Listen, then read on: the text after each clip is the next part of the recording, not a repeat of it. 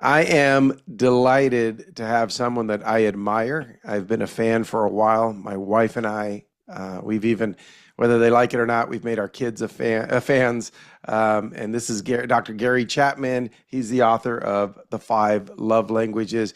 Gary, I'm going to read a little bit about you here for those who, well, if anyone knows me personally, you already know about Dr. Gary Chapman because I mention him all the time. But for those who don't know, Dr. Gary Chapman is an author, a speaker, a counselor, and he's got a passion for people and for helping them form lasting relationships. He's a best-selling author of this book, The Five Love Languages, which is actually a series, and he's a director of the Marriage and Family Life Consultants, Inc. Gary travels the world presenting seminars, and his radio program airs on more than 400 radio stations. If you want to learn more about him, visit fivelovelanguages.com. And if you care about your relationship with your spouse, your children, your employees, your coworkers, there's a whole series of these, but this is the basic one, the five love languages. Welcome, Dr. Chapman. Well, thank you, Joel. Good to be with you. All right. So I want to ask a few things of you. I've had you on before, not on the podcast, but presenting in my men's group, and I got to learn more about you. I also got to have dinner with you after you gave a talk, so I learned a lot. But it was your book, putting it into practice after you spoke, that I've told you this before, but my wife and I rated our marriage a 9 for years. It's already been over 22 years, but we now say it's a 9.5, and we would call it a 10, except for we want to keep working at this really hard. So we don't want to call anything a 10, but we want to say that jump was thanks to you, that from 9 to 9.5 happened simply because we started applying what you teach. So is that accurate? Over 20 million copies of this book? That is true, and it's been published in over 50 languages around the world, which absolutely blows my mind because my background before I studied counseling, did an undergrad and a master's in cultural anthropology. So I was very sympathetic with cultural differences and rather shocked when the Spanish publisher came and wanted to get the rights to publish it in Spanish. And I said to my publisher, I said, I don't know if this works in Spanish culture. I mean, they said, well, they've read the book. They want to publish it. I said, wow. Okay. And does it work in all these different languages? It became their bestseller. It just amazes me. So I am really shocked by that aspect in particular, that it's gone to all these other cultures. I'm sure that as they interpret the five love languages, I think the languages are fundamental, but there are different, what I call dialects of each of the languages. And I think in other cultures, some of those dialects would be different from in our culture. For example, there are cultures where if two men met on the street, I'd kiss you on this cheek and kiss you on that cheek. Well, we don't do that here. That's physical touch, but it's a different dialect than we would be comfortable with. So, I've been very, very encouraged with the response to this simple concept that has such a profound impact upon people's lives if they apply it. Well, I hope that, I told you before we started recording, Jessica, my wife, she runs a women's program. I run a men's. And on one day of those 31 days, the challenge for that day is to go do your test on the Five Love Languages website. What I didn't tell you is we speak Spanish. That's my first language. And oh, really? So we have the book in Spanish, and we run the courses in Spanish as well. So we just tell them to go to the website in English. They'll figure it out from there, and they probably have ordered the book in Spanish, some of those folks. That's good to hear. All right. I want to ask you some questions that some of these came from my men's group because I told them, hey, you have a second chance now. I'm going to have them on the podcast. So ask me anything you want to know. And one of the guys asked an interesting question. He said, with age, the act of sex typically, in his experience, becomes more conservative. And this leads him to feel a little bit let down because it's not as exciting as when he first got married to his wife. Should he accept this as a fact of life? Well, let me say, first of all, and I challenge men with this because a lot of men will automatically say to me once they hear the five love languages, and one of which is physical touch, they will automatically say, I know my love language, physical touch. And they're thinking the sexual part of marriage. And I say, well, maybe that is your primary language, but let me ask you a question. do non-sexual touches make you feel loved?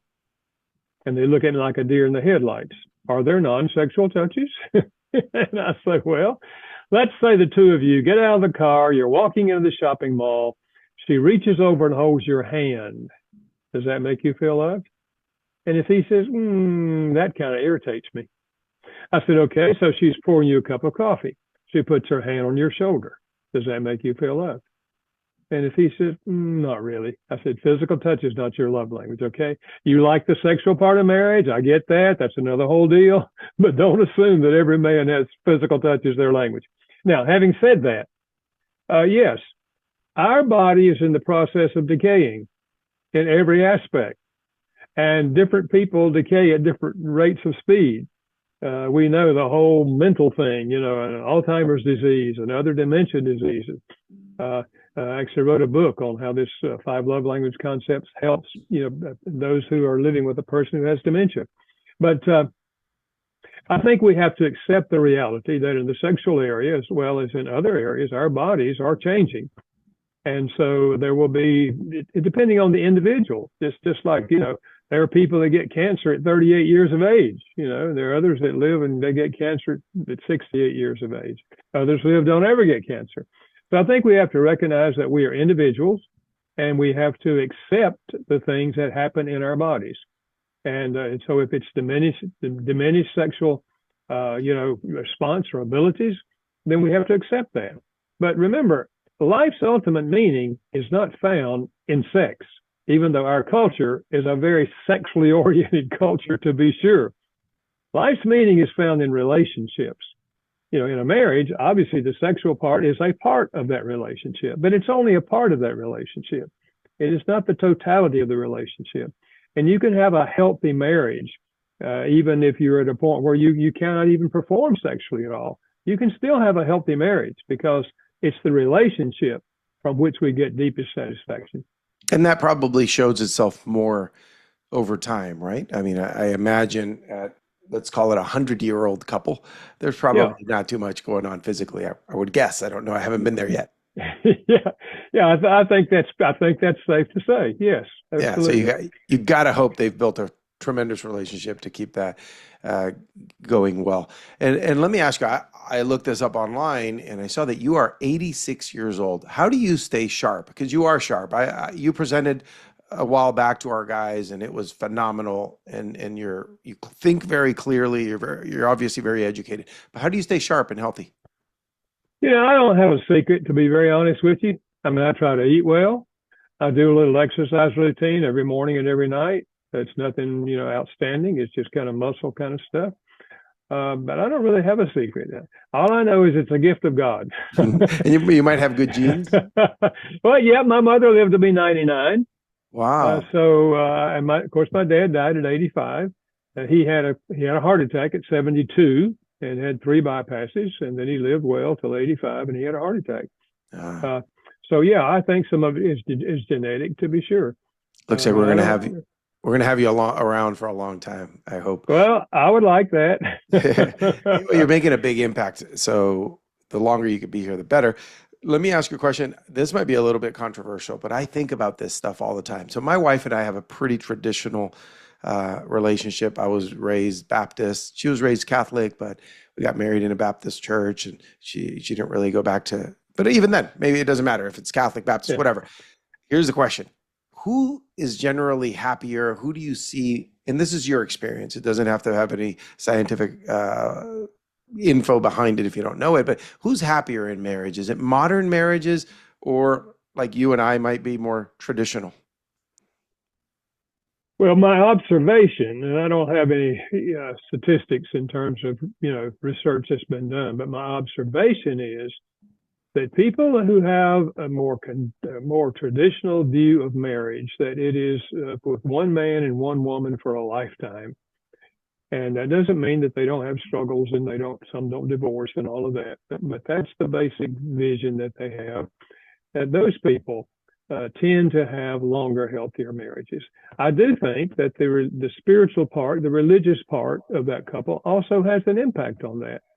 Because, for example, you mentioned Baptists or Catholics, both they would agree in terms of a lot of the things that the scriptures teach about marriage. We're to be faithful to each other throughout our lifetime. The husbands are to love their wives like Christ of the church. He died for the church. A man gives that kind of attitude toward his wife. I'm here to serve you. Man, chances are she's not going to leave that man. She's going to begin to respond the same way to him. Really, it's an attitude of love that keeps us moving in a positive direction. And love is always an attitude of serving the other person, doing everything we can to enrich their lives. We both have that attitude. We're going to be moving down a positive road. When does serving the other person go too far? And here, I have some specific type of examples. I work with men, and so I get messages daily about the quick voice notes. Hey, Joel, and they're private, going through this. What do you think?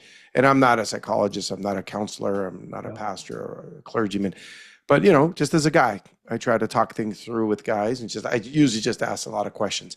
Today, someone left me a voice note, and he was really sad. He prepared a lot of things, surprises for his wife this morning, and for her birthday, and she was upset when she got up.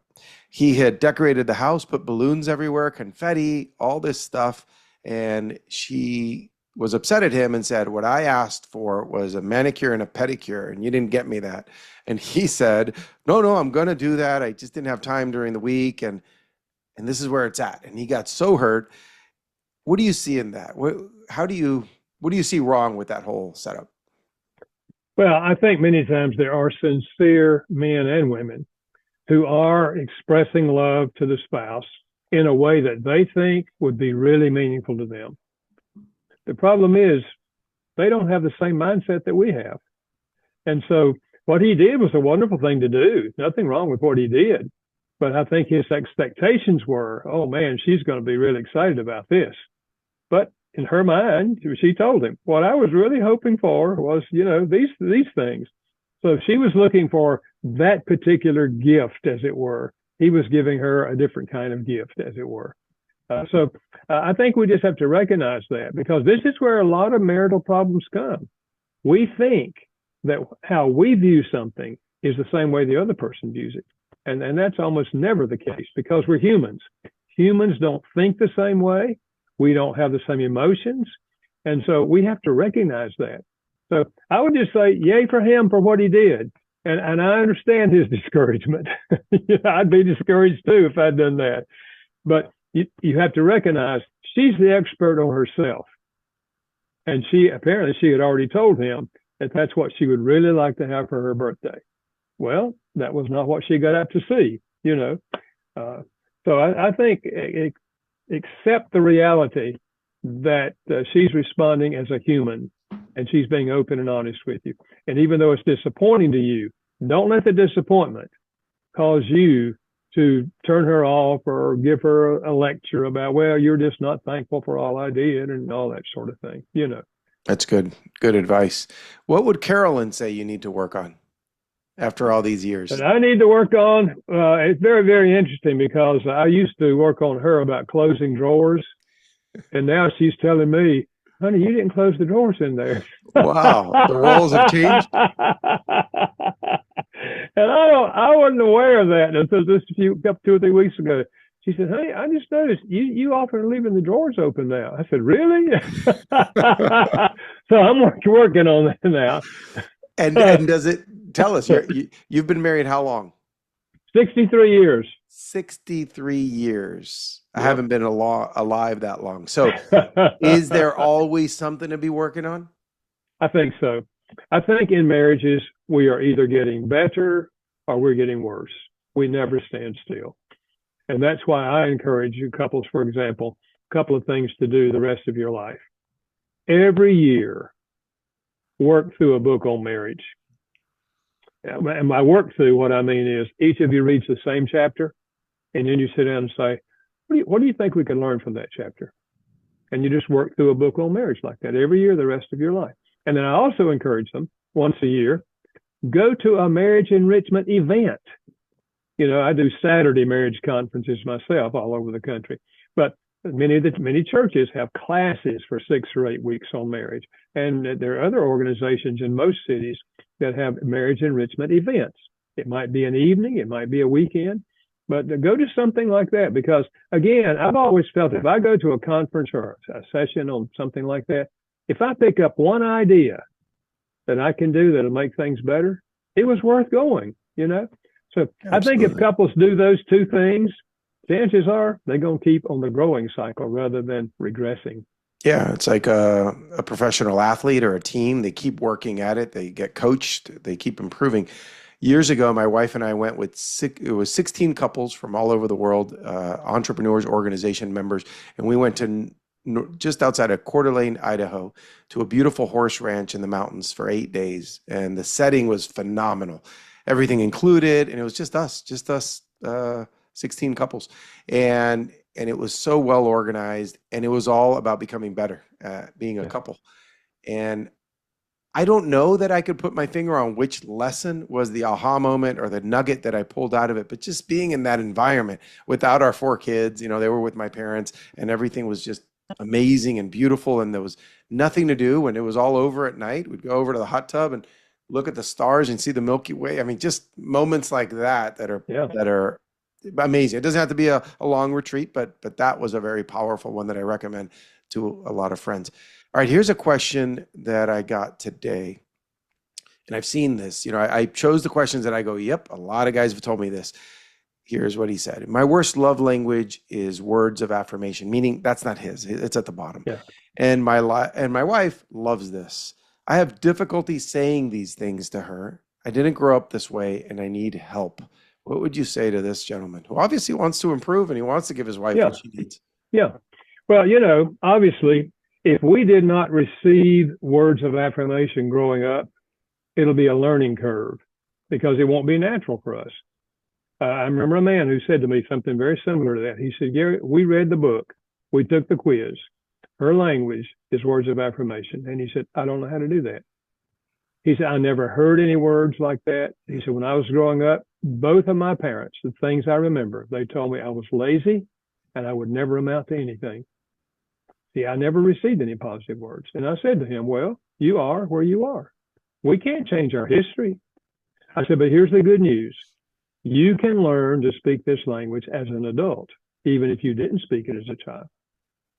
I said, for example, can you tell me 3 things that your wife is good at? He said, well, she's a good cook, and she's a good school teacher, and she's a good mother. I wrote them down, those words. And out beside of them, I wrote 2 or 3 sentences.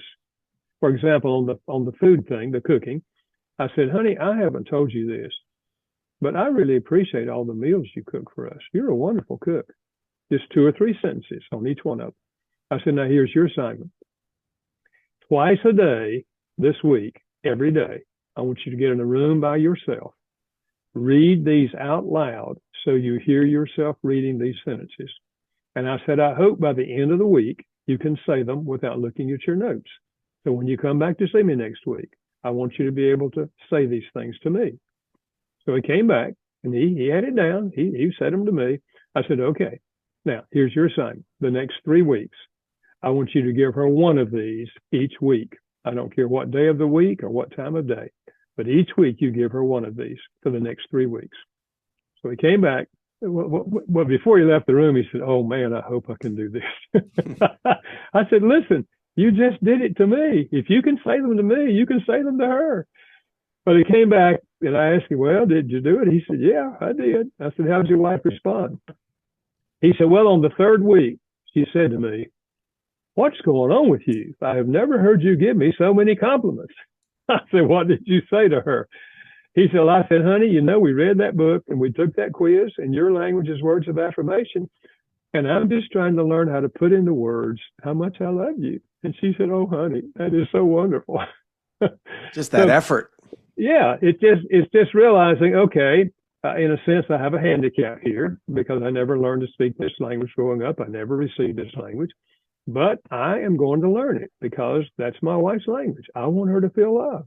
So he can write out the sentences, or he can get a friend. He can tell them 3 things she's good at. They can write out sentences for him. and read them until he feels comfortable saying them. And he will learn as he goes. We learn by doing, and whether no matter what the language is. Something I've learned recently to start practicing and share it with people is that the brain sometimes doesn't know the difference, whether it's accomplished something or not, if you practice the thought of it. So, for example, the experiment of they get a bunch of guys on a basketball team, they have them shoot free throws to see if they can improve their percentage. And then another group just thinks about it and they focus on it for 20, 30 minutes a day of themselves shooting free throws, seeing it swish right through. And then I don't know how they do the control, but other group may do both, maybe shoot it. But what I believe it's shown is that the ones who even just thinking about it improve it. So what he did with you was practicing going through that emotion. The uncomfortableness might be similar, whether it's you or his wife, or like you said, sit by yourself and go through this and practice it and imagine you saying it to her. And after a few, the brain starts thinking, I've already done this. I could accomplish it, right? Yeah, absolutely. We can learn to speak any of the 5 love languages, even if we did not receive them as a child. Good. Before I forget, you said earlier an example of how touch could be part of the love language, even if it's not sexual in any way.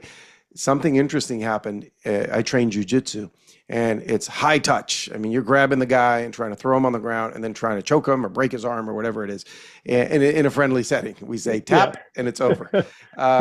So I trained with an FBI special agent who's in the SWAT team for the FBI. He's also a fierce competitor and he's a trainer for the FBI. So he trains those guys on how to fight and how to do all kinds of stuff. Tough guy. And we were talking about the love languages in between roles. And he said to me, he said, yeah, mine's physical touch. I said, so's mine. And we're both straight men. And he said something that he planted a seed in my head. He said, I think that's why I like jujitsu, because you touch a person. And it's not sexual, but it brings you this peace, or it brings you, I don't know what it brings you, but I'm the same way. Ever since I was a little kid, wrestling with my cousins and my friends after school in the schoolyard, I loved it. How do you explain that? It's not a man being attracted to another man, but you want to grab him, even if it's throwing him around. How's that work? Yeah. Well, I think if physical touch is your language, if that's what makes you feel loved by your significant people in your life, we tend to speak our own language. And so we tend to be people who will reach out and touch others. Just like words of affirmation. If that's what makes you feel loved and appreciated, you tend to give words of affirmation to the other person. So I think it's just naturally being who we are.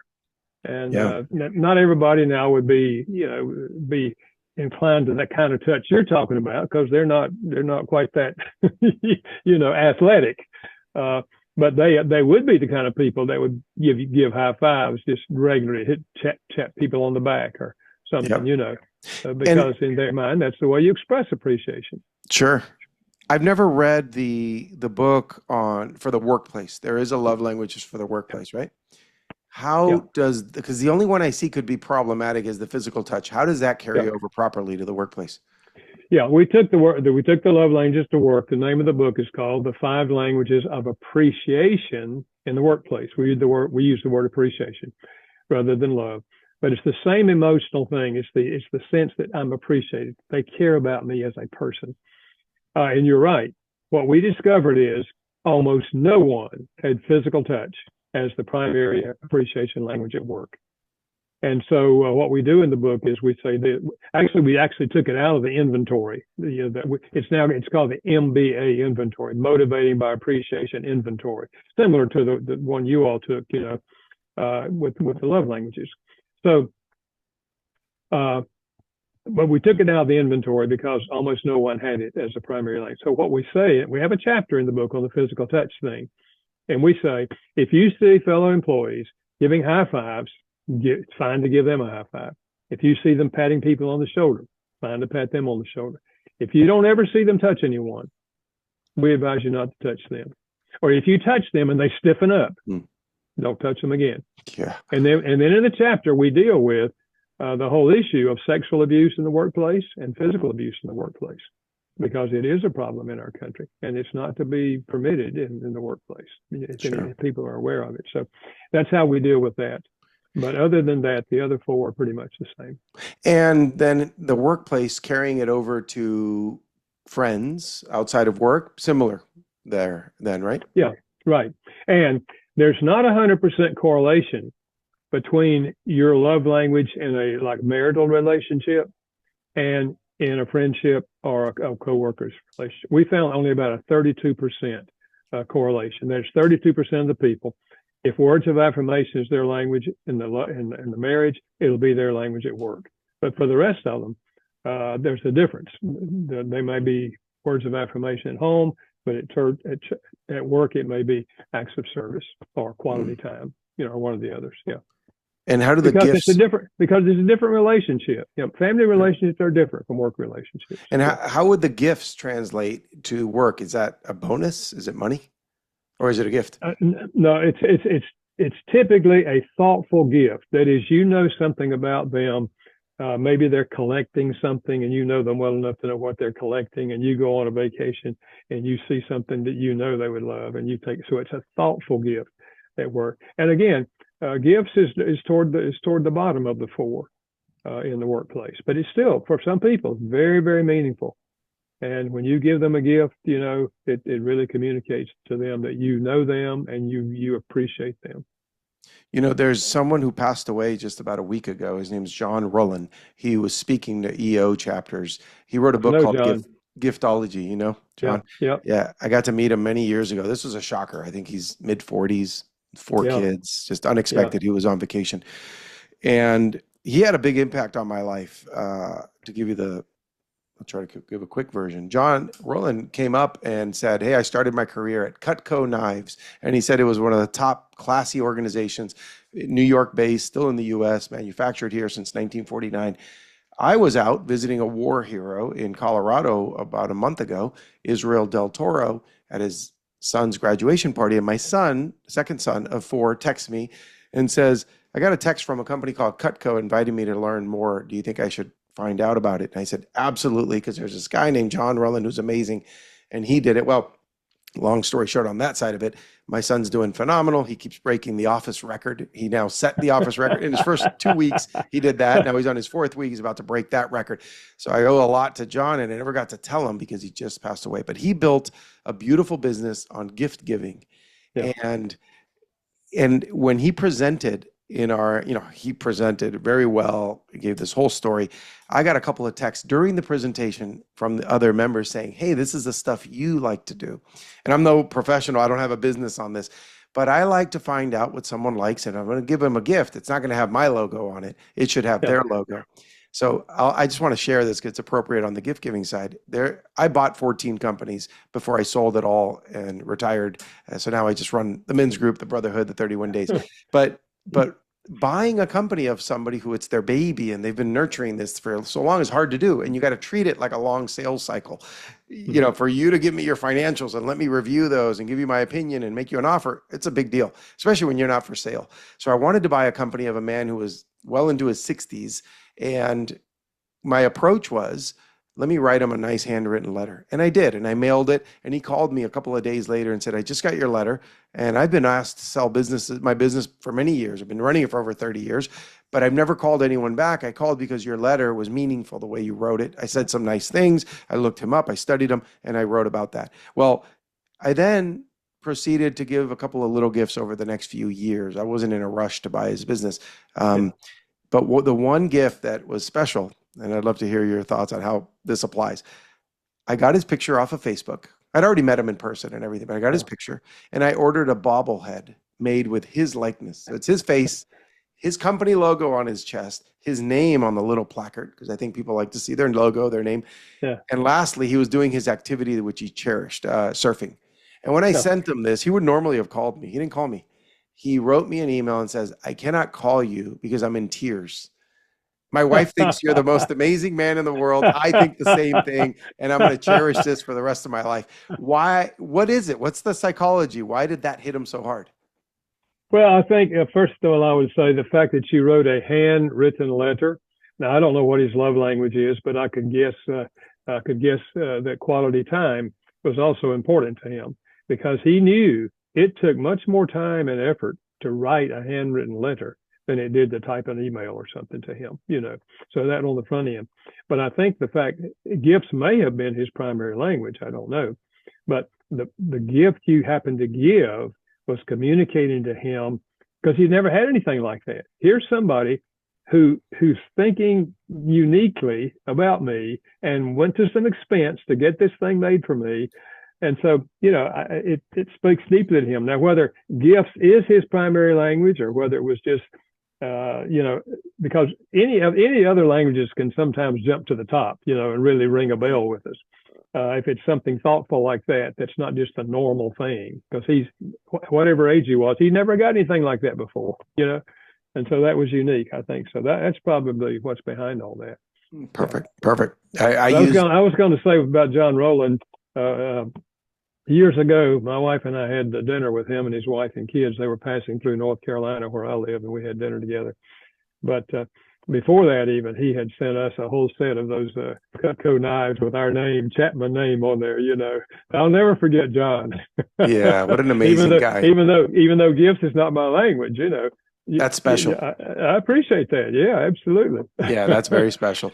Yeah, I feel the same way. A friend of mine sent us a Cutco knife with our family's name on it. And obviously it's a phenomenal knife. So it's our best knife. Now we bought the whole set for my son, but that stood out to me, not because it was a knife, it's because it had our name on it. And that's more important when it has that person's name or logo. Yeah. Let's see here.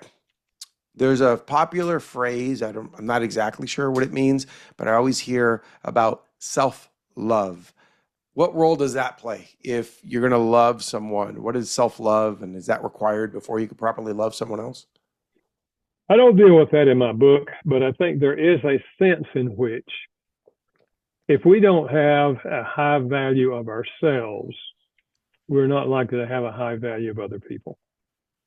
If we, for example, have been put down as a child or abandoned as a child or been in 3 or 4 foster homes and finally adopted by somebody, and we just have this sense that we're not valuable at all, then we're not likely, unless we get into a growth curve, a learning curve, we're not likely to be the kind of person that's going to reach out to enrich the lives of other people, because we don't feel good about ourselves. We don't feel like we have anything to offer the world.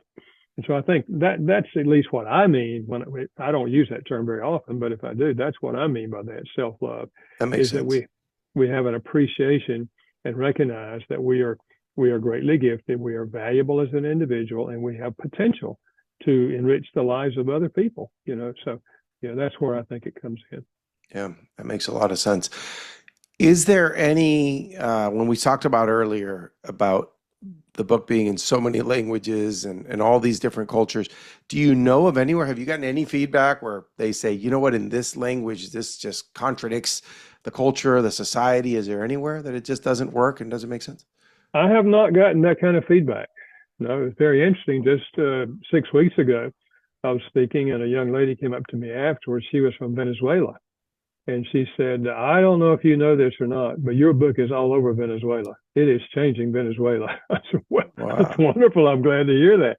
Now, I haven't had the negative feedback. That doesn't mean that there hasn't been negative feedback. I have not heard negative feedback from other cultures. I think you would have heard it by now if there was. All right. When is it too late to repair a marriage? Is it ever too late?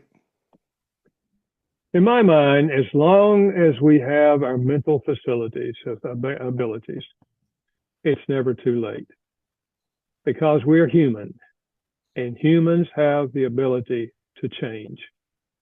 Now, I understand couples can get to the place where they feel like there's no hope. In fact, through the years, I've had many couples in my office who just have said in their own words, we don't have any hope. We're too different. We don't agree on anything. We've spent years arguing, trying to solve things. We can't solve them. And we just don't have any hope. And I typically am, first of all, very empathetic with them, because I remember in the early years of my marriage, I didn't have a lot of hope either. And so I say to them, I can understand that. I know we can get to that place because we've tried things that haven't worked and we're not getting any better and we're not happy in the relationship. I can understand that. I said, let me ask you a question. Would you be willing to go on my hope for a while? Because I have hope for you. Because I've seen couples right where you are. In fact, I said, I used to be there. And I've seen them over a period of time make some changes that really bring them together. I said, so if you're willing to go on my hope, I'll work with you and I'll meet with you every 2 weeks and we'll try some things and we'll see what can happen. And if they're willing, and most of the time they are, they're not excited about it, but they're willing. And if they begin to make incremental changes as we begin to work on different aspects of the marriage, 9 months down the road, I've seen them walk out my door saying, we didn't ever think we would ever feel what we feel for each other now. Wow. Yeah. And they're willing because they're in your office. You didn't go Yeah. in the middle of the night and go in their bedroom and surprise them. They went to you. Yeah, they came for help. Sometimes those kind of people at the end of the road, where they feel they're at the end of the road, they go to a counselor to get a counselor to tell them they should divorce. Is that ever the advice?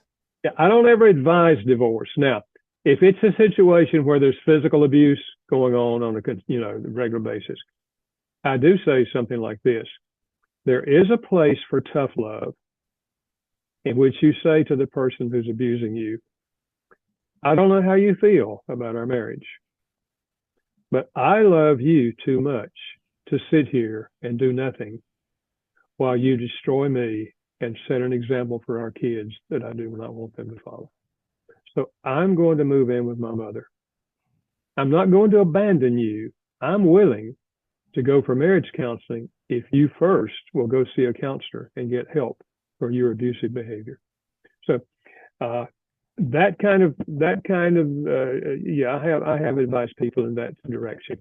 And that doesn't mean, but what it says is it's an act of love. I'm not just abandoning you and bailing out of here because I'm unhappy. I love you too much to do nothing. And obviously what I've done in the past has not helped. So I'm going to do something else. And now they realize they're going to lose something. And they're far more likely to be motivated to go get the counseling and deal with their behavior. And then if they do, then the person's willing to engage them, in marital counseling. Yeah, that's a fair, tough love approach to say, we got to work on it. You got to fix this. So when in your relationship early on, did you have no hope? How old were you, first of all? Well, I was 23 when we got married. And so, we did fine while we were still in love, but that doesn't last long. I thought it was going to last forever. I thought I'd always have those feelings for her. And I haven't studied that, but others have. And they say the average lifespan of that euphoric state is 2 years. We come down off the high. And then we ended up disagreeing on a lot of stuff. When you're in love, you don't typically disagree on a lot because it's just whatever you want to do, honey, it's fine with me, But we ended up arguing with each other, and because I felt I was right, she felt she was right. We tried to convince each other, but we ended up yelling at each other. And so not only did I lose the negative feelings and lose the positive feelings, but I had negative feelings toward her then, and feeling like, man, I've made a mistake. This is not working and all of that. And that went on for a couple of years in our marital relationship before we began to turn the corner on it. And what turned the corner for me, I happened to be 2 weeks after we got married, I enrolled in seminary to study to be a pastor. And here I am miserable in my marriage. And I'm thinking to myself, there's no way I can ever preach hope to people and be this miserable, And I just said to God, I don't know what else to do. I've done everything I know and it's not working.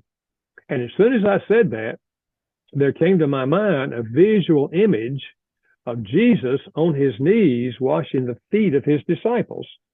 And I remembered what Jesus said when he stood up. He said, you call me teacher and Lord, and you are right. But in my kingdom, the leader serves. And I heard God saying to me, that's the problem in your marriage. You don't have the attitude of service toward her. And it hit me like a ton of bricks. I broke down and wept. I said, God, forgive me. With all my study of theology, I'm missing the whole point. And I said, please give me the attitude of Christ toward her. In retrospect, it's the greatest prayer I ever prayed because God changed my attitude. And so what made it practical for me, once I had this thought of, I want to serve her, here's the 3 questions that I ask her, simple questions, and they changed my marriage. Question number 1, honey, what could I do to help you? What could I do to help you? Question number 2, how can I make your life easier? How can I make your life easier? Question number 3, how could I be a better husband? How could I be a better husband? And when I asked those questions, she was willing to give me answers. And I followed her answers. I served her in what she was suggesting. And it didn't turn around overnight, but within 3 months, my wife started asking me those 3 questions. What can I do to help you? How can I make your life easier? How can I be a better wife? So once we got marriage going that way, in which we both had an attitude of serving the other, if we just find out how to do it, looking back on that, her answer to those questions was telling me her love language. I didn't know anything about love languages, of course, in those days, but looking back on it, she was telling me the kind of thing, her language is acts of service. She was telling me the kind of things I could actually do, and when I did them, then, as I said, she began to warm up to me and start asking me those questions. So that's why I go back to the fundamental importance of attitude. Like I had a man say to me, he was he came to where I was speaking. He was standing right beside of his wife, and he said to me, my wife and I read your book, and we took the quiz, and her language is acts of service. But I'm going to tell you and her, if it's going to take my washing dishes and my vacuuming floors for her to feel love, she can forget that. And I said, that's your choice. I said, love is a choice. If you choose to live with a wife who has what I call an empty love tank, that is a wife who doesn't feel loved, that's your choice. I said, I much prefer to live with a wife who has a full love tank.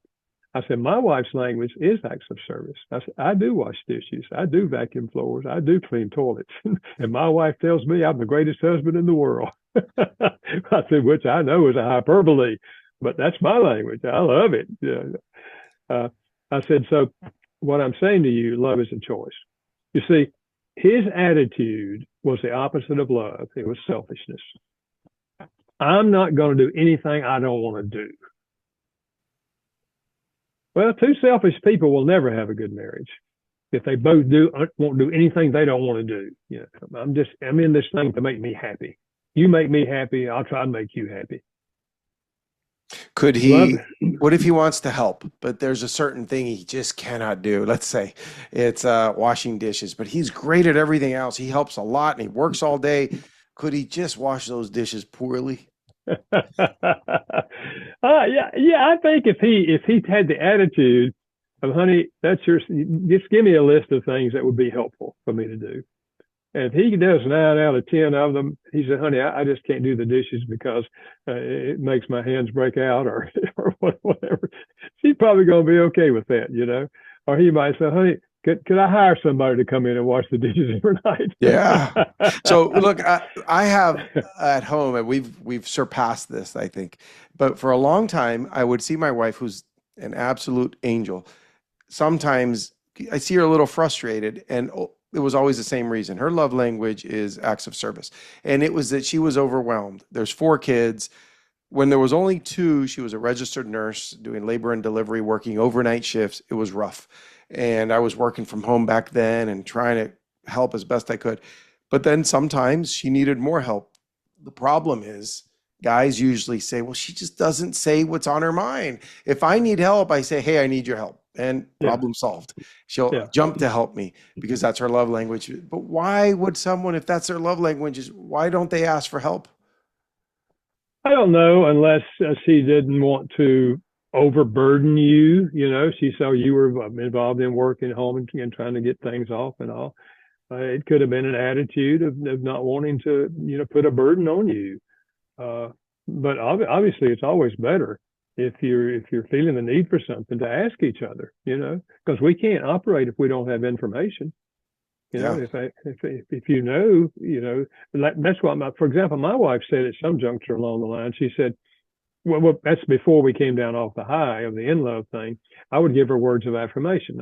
I wouldn't have called it that then, but that's what I did. I told her how nice she looked and how much I appreciated what she did. And I probably told her a dozen times a day, I love you, honey. I'm so glad I married you. I love you, love you, love you. And one night she said to me, you keep on saying, I love you. If you love me, why don't you help me? I said, what do you mean? She said, well, you don't ever offer to wash dishes or vacuum floors or clean the toilet. You don't offer to do anything. And I didn't say this, but what I was thinking, what are you talking about? My mother did those things. Yep. Yep.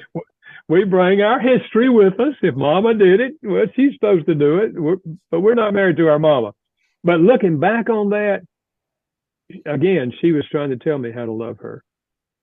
She was telling me, I had that same thing. I've never seen my dad clean.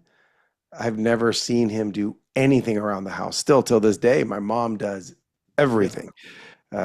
So even if I'm not the most helpful, I'm way more helpful than my dad because when we had our first child, I was changing my son's diaper.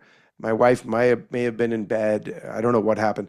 And my parents were over and my dad was right near me. And I said, Dad, I'm almost done. Just finish this diaper. I'll be right back. And my mom came walking in laughing. She says, are you kidding? He never changed your diaper or your brother's. He's never done that. And I couldn't believe it because I had already changed a bunch. So it's maybe a generational thing. So the 3 questions that you were asking to your wife early on, once it became important and you had that thought, how can I help you? How can I make your life easier? And how can I be a better husband to you? The act of asking those, regardless of her answers, her needs at the moment, the act of asking those, does it kind of lower the guard that she may have had or the tensions? Because your intentions are fantastic by asking that.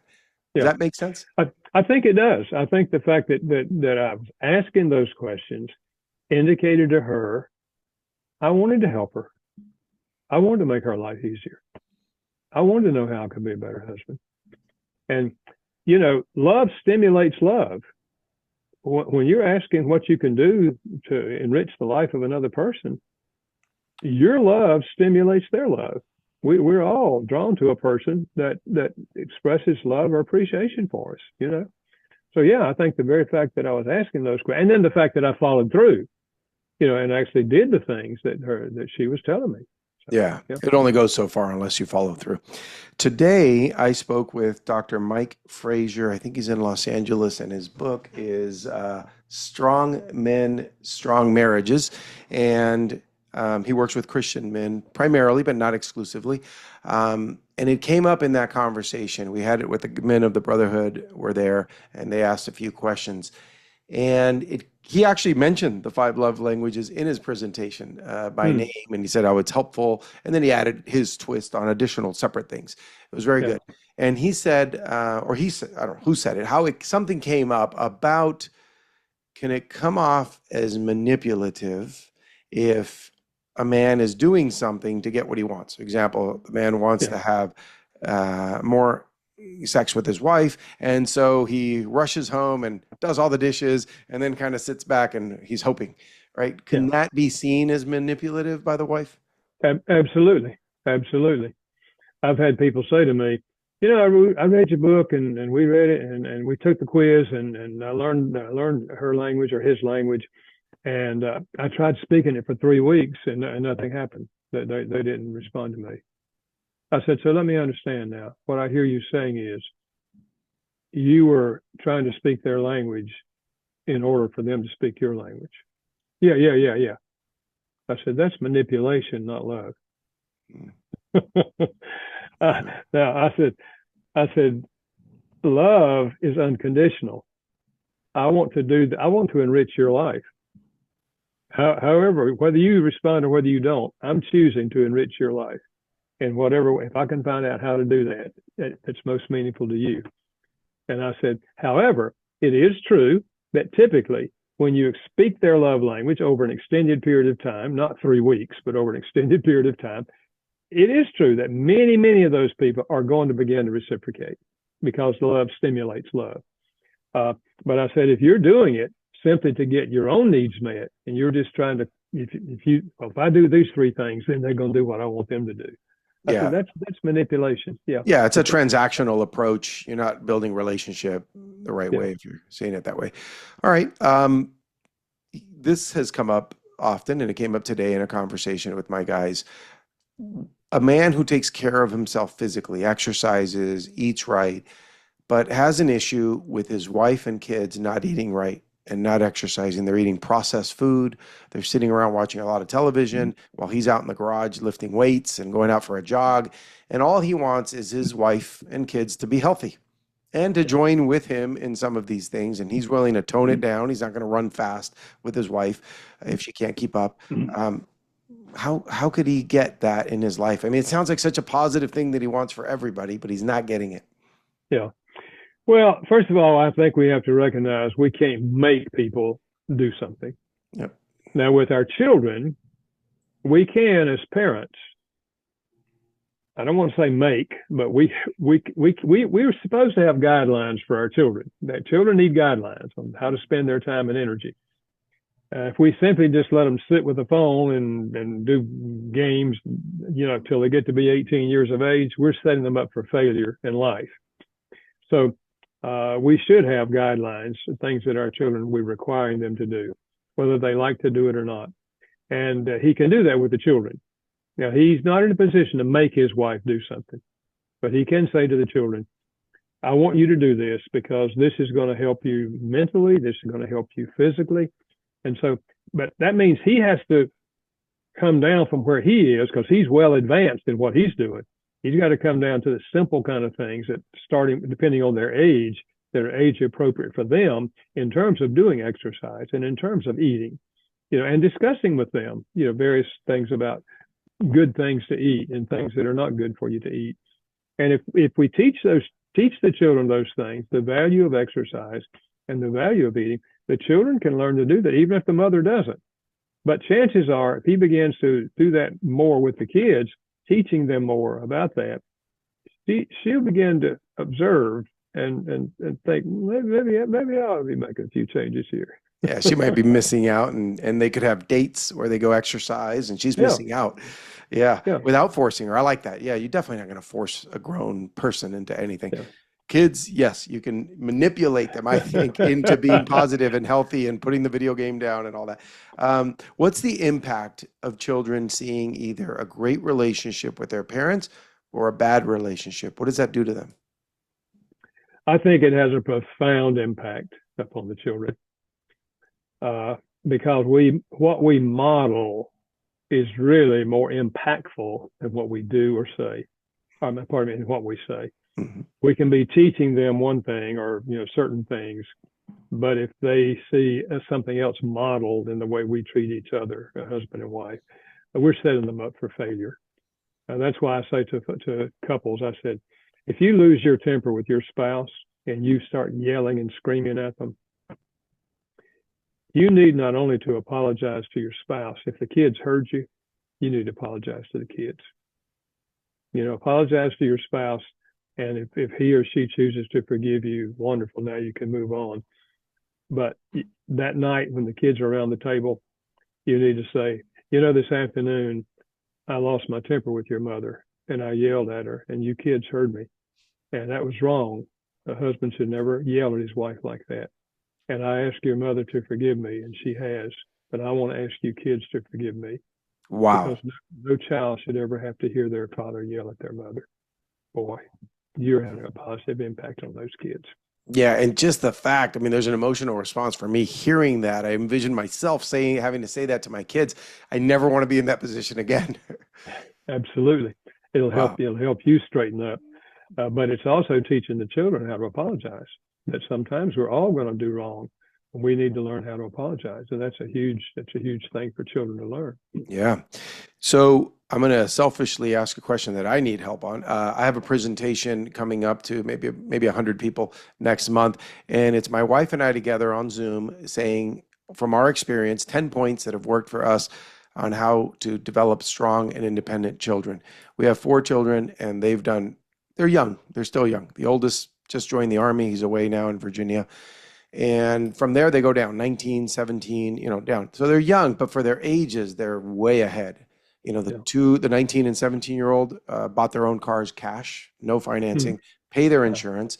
The oldest, until they left for the Army, pays rent at home. I mean, just very responsible. And we have ways that we have done this. Yeah. Our number one slide in that presentation is a united front. My wife and I have never argued in front of our kids. We've never even not agreed. It's Yeah. always, if we're not sure, we say, give us a moment. We're going to go talk about it, and then we'll come back to you. Is it as important as we paint it, my wife and I, putting it in our number one slot? Yeah, I think it is. I think it is. If they grow up in a home where they father and mother never yelled at each other, and at least they never heard them yell at each other, but they also saw them responding positively to each other in terms of conversations and in terms of working together as a team, we're setting them up for success. But if they hear that and they get the sense of mom doesn't like dad, dad doesn't like mom, all they do is yell. I mean, I've had kids say this to me. All they do is yell and scream at each other. And that's why the kid wants to get out of that house as soon as they can. But they're not prepared to get out of that house. They're not prepared to live life, independently. So, yeah, I think I heard this just recently. I haven't checked out the statistics on this also, but it said that 80% of the men who are in prison in our country grew up without fathers in the home. That's pretty astounding if that's true. Yeah, I looked it up recently. I shared it on social media, coincidentally. And yeah, it was very high 70s. So it was right around 80, High I 70s. believe. Okay. Yeah. I believe. Yeah. That's Yeah, scary. which shows you the value of a father in the home. The child that has the advantage of growing up with a mother and a father who love each other, who work through things together, and who are committed to the well-being of those children, man, those kids have the chances of success in life are far, far beyond the kids that grew up in a home where there is no father. I had a young man years ago.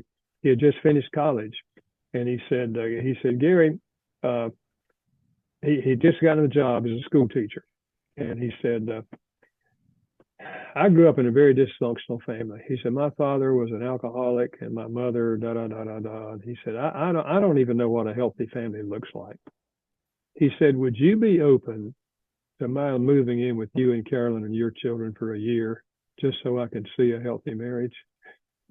And I said, well, let me talk to Carolyn about that. So I talked to Carolyn about it. We knew him. We knew him. And she said, well, Gary, we don't have an extra room. We won't have any bedrooms. She said, but I think it would be fine. She said, I guess the basement was all open. She said, I guess we could put a wall down there in the basement and make a room down there. And then we said, what do you think the kids would think about it? Because they were like 7 or 8 years old at the time. I said, well, let's talk to the kids about it. So we talked to the kids, and they thought it was a good idea to have a big brother in the house, So we let him come in for a year and just live with us. And wow. just see how we operated. How old was that young man? He was, he was just out of college. So about 22, I guess, something like that. So it's like you fostered a 22-year-old. But he's told me, he of course, he's grown now. He's probably in his 60s by now. But he said, Gary, I hate to think what would have happened if I hadn't lived with y'all that year. Because he said it showed me a whole new picture of what family life is like. He said, I just never saw. I had no idea what a healthy family even looked like. So many traumas out there and problems that people are going through. Before we criticize someone, we kind of should stop sometimes and think what they've gone through. I had a situation where I mentored for free I volunteered as a mentor in a entrepreneur group, and relationships form. People, you have chemistry, and then you'll have phone calls with them. You'll help them out a little extra. And a girl in another state liked the sessions that I would do, the live Facebook sessions, or answering their questions. And she reached out and said, I can't afford to hire you as a coach, but could you help me occasionally? And I said, sure, let's have a 30-minute call once a month and I'll help you. And she started building up her business and following advice, and it worked out. And then she said, after a few months, she said, I've hit a wall. I've grown it as much as I can. I'd really like a business partner.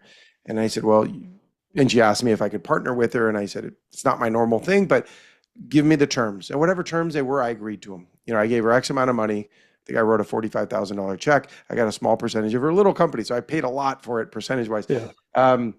But I felt really good about it. Well, it turned out kind of sour in the end.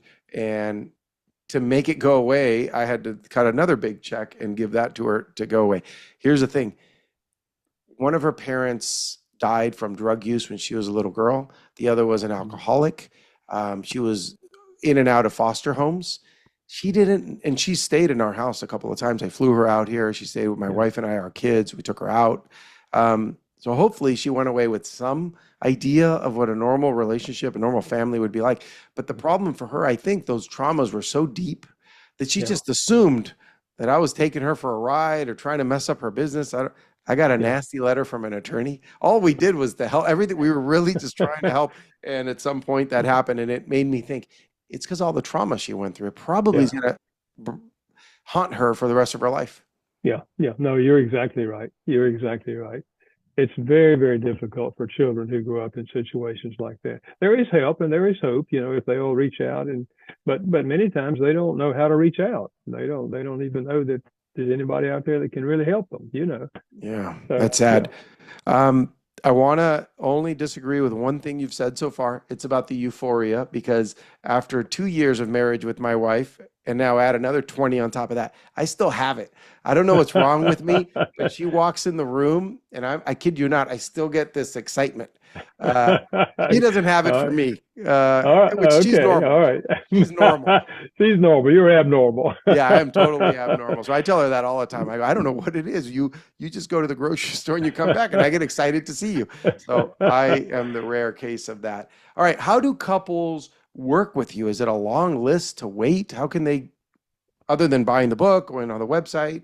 Well, at this juncture in my life, I'm not doing long-term counseling. I will see people once or twice and help them, you know, if it's something that we can do, you know, just minor. But if they need long-term help, 35, 40 years ago, 3 churches in our city went together and started a Christian counseling center, who now has 10 or 12 full-time Christian counselors. They're all certified. And so it's a resource for the whole community. So I refer them to them. Excellent. Because after all these years, you know, I'm just at the point where I'm not, I don't want to do that. I've done it for years and years. You've put in your time. You've done a lot. Yeah, I put in my time. And so I'm doing more speaking, you know, trying to help other people by speaking and so forth, rather than doing the counseling now. So 30 years from now, when you're no longer on this planet, the torch will continue?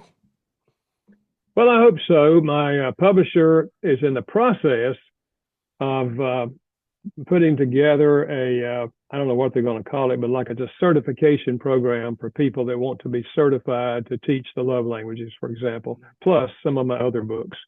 And I've already done the training sessions on that. They're putting it all together.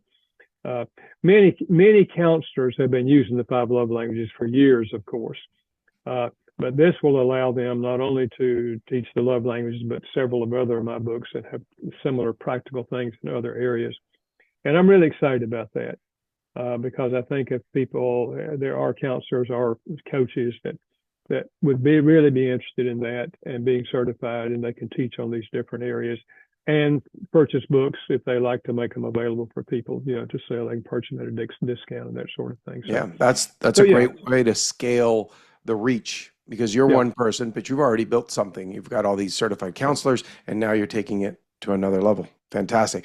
All right, here's the book. The website is 5lovelanguages.com. That's the number 5. Dr. Gary Chapman, thank you so much. It's always a pleasure to see you, and I'm blessed that I know you and that I get to share, because I get something similar that, I mean, I get it on a low scale because you've directly impacted so many lives, but I get people coming back to me and saying, thank you for putting that day in the 31 Daily Challenges book because it made me go through this exercise, and I require them. I say, you have to get your wife to do it too. It's only going to take a few minutes on the website. Yeah. And then the feedback that I get is phenomenal. Like, this Yeah. really impacted our marriage. So I see Yeah. what you get to feel. I Yep. felt a little bit of it, and I think it's Yep. beautiful to be helping the Yep. world be better. So thank you for everything that you do. Absolutely. Thank you for being here. Well, thank you, Joel. I enjoyed our conversation, and keep up the good work. Thank you. Likewise.